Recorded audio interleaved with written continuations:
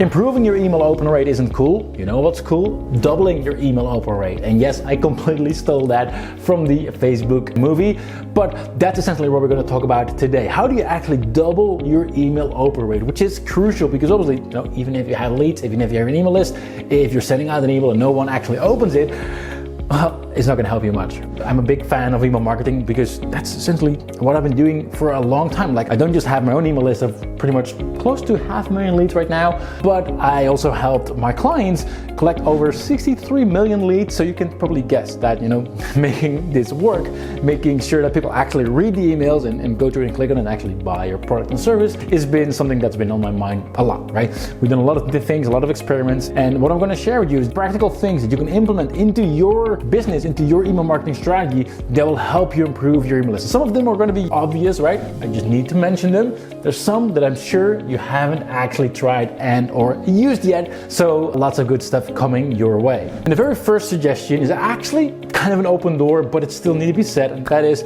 split test your headlines. Like, literally, if we do a full broadcast after a full list, I always do that. I never just think of like, what's going to be the best headline, and we're going to go with that. I always test it, which means we're going to take a small percentage of our list, right? And they're going to get 2, sometimes 3 different variations, right? So like, for example, 5% or maybe 10% would get that particular headline.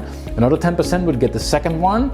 The sending would then stop, right? Wait for a few hours, right? Give it enough time to gather some data, and only then it will send out the winner of whichever headline gets the highest open rate. And you can do this easily with tools like Active Campaigns. That's what we're using, but there's plenty of other tools that allow you to do that as well. Like, it takes you 1 extra minute and you will have scientific proof that the rest of the 80% who's getting the best variation will get a higher open rate compared to just you picking something based on whatever reason, right? And then secondly, still kind of an open door, but still important as well, is email segmentation, right?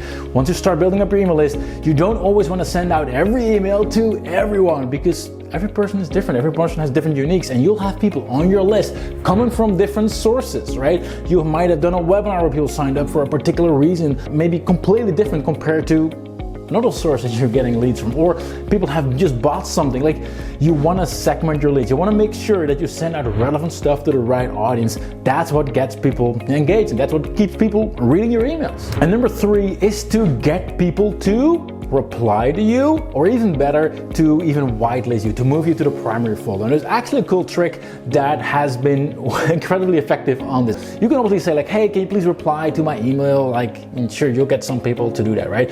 But the more that I feel it's specifically for them, right, the better the odds are them actually doing it, right? And if you look at your whole email database, obviously there's all these different people who have their own custom domain, but there's also going to be a lot of people who are on Gmail. There's going to be a lot of people who are on Hotmail. There are going to be a lot of people on Live. You'll find whatever the biggest ones are. You can even just look at your own email list. So what we've done is, in our emails that we send out, like our welcome email, when someone signs up, right, in the footer, I have a section which actually is different compared to what your email address is. So like, if your email address consists of gmail.com, it would say, hey, I noticed that some people on Gmail didn't always get this email. If you are on Gmail, could you please hit reply and let me know, right? If someone else would be on Hotmail, same thing, but then for Hotmail. And then they would be like, I'm on Gmail, but I did get the email, so let me just reply. There you go, right? Obviously, it's a little bit sleazy the way that was done. We have actually changed it, but the same thing in terms of asking people to white label you, or like moving to the primary folder. That's actually different compared to Gmail, compared to Hotmail, all these different systems. So what we do, again, we actually create a little GIF, which just shows exactly what to do, and it's only showing up to, like, if they're on Gmail, it shows up how to do it on Gmail. If they're on Hotmail, it shows up how to do it on Hotmail. Does it dynamically, again, easy to do using things like, for example, Active Campaign. And that brings me to point number 4, which is to actually delete all your inactive leads. Yes, you need to delete your stuff. It took me a long time to actually, even to admit to doing that. Even after I admitted, I thought I admitted, I still didn't truly delete leads, right? Because like, but these are leads and they're valuable, I pay money for them or whatever, right? Seriously, you need to do this. If you don't actively, clean your list, essentially, we do this on an automatic basis, right? So if someone didn't actually open any of my emails or didn't click on a link for a certain amount of time, they will automatically be moved to a different list list, less active list essentially, and they would then automatically get what I call a value loop. So I would send them a couple of emails that's so much value, right? That if that wouldn't actually get them to do something, like open the email, click on the link, like reply or whatever, if they don't show any sign of life at all, then that's my cue of like, all right, they're not my people, not my audience, or they just moved on, or it's a fake email address or whatever. Delete it. Again, fully automated, and that way I always have a list of people that are actually engaged, so I get higher open rates, but also gives me a higher reputation with all the platforms like Gmail, Hotmail, etc., right? Which is very important as well. So you probably, if you're a Gmail user, like as in you use Gmail on your phone, you probably have noticed that on your phone you'll see certain people they'll have their face shown next to the email. That is actually possible even if you do broadcast emails. And the way you do that, let's say you send out an email from, like I would send out an email from support@upviral.com. You actually create a Gmail account using that email address, and if it's on your own domain name like mine, support@gmail.com, you need to sign up for Google Workspace, and then you can still do that on whatever domain you do. And then inside Gmail, inside like for that particular email address, you go into your settings and you add a picture. And here's the cool part, this can even be, once again, GIF, YIF, whatever how you pronounce it. But then as a result, people would actually see your face, or like right here, actually got a GIF with my face versus the logo of UpViral next to it. So then when they open up their email, right, on their phone or just Gmail in their browser, it would actually show with my face compared to most emails that don't have that. So it's an extra way of standing out. Plus, by seeing my face, it also shows like, hey, there's a certain person on the other side, hopefully more relatable as well. And then the sixth one is actually one that I already gave away, because I just said that I send out emails often from support@upviral.com, right? I've done this for all my businesses, because whatever email address that you already have that people are sending emails to, right? In my business, I always use support at whatever the domain name is. But if you have a place where people already send you emails to, use that also as the outgoing email address. And don't use something like noreply@whateverdomain.com, because what Gmail, Hotmail, and all those ISPs are going to think is like, hey, this email address is only being used to send out stuff. So probably just the marketing stuff, right?